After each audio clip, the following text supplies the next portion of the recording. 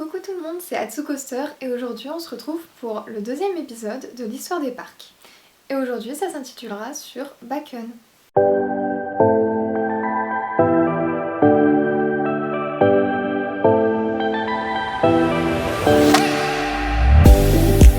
Bakken est le plus vieux parc d'attractions encore en activité, faisant une superficie de 75 000 m².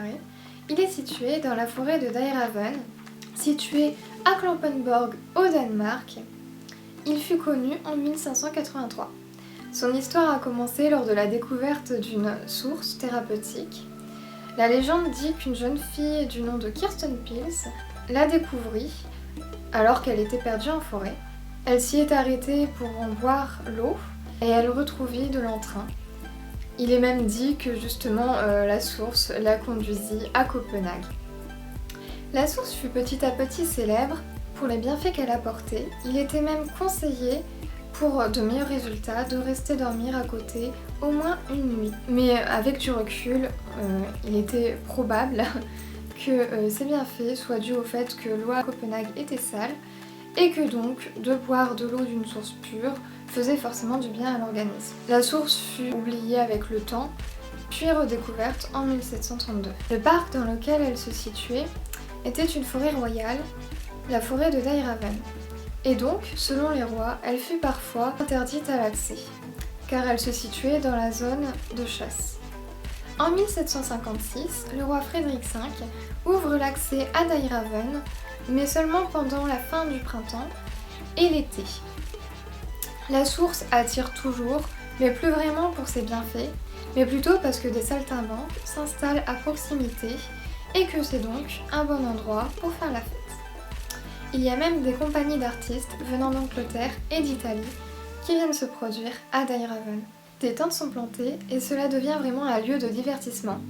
Au fil du temps, les tentes deviendront des constructions en bois, mais leurs propriétaires garderont comme nom Teltholder, qui signifie celui qui possède une tente. Au début du 19e siècle, le nom de la source commence à changer.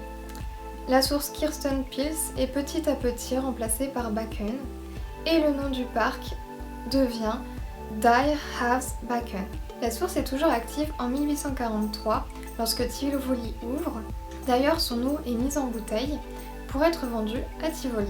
La source devient moins populaire auprès des gens de classe aisée qui se tournent vers Tivoli, mais reste un lieu où les autres classes sociales viennent s'amuser. Aujourd'hui, les baraques en bois et en briques ont remplacé les tentes, mais le lieu reste toujours un endroit de divertissement.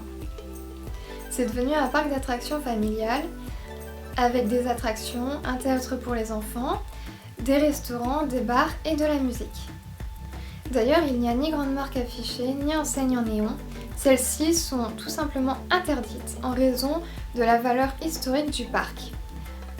Mais vous serez accueillis par des structures en bois colorées, des petits commerçants indépendants, des stands originaux et une entrée gratuite.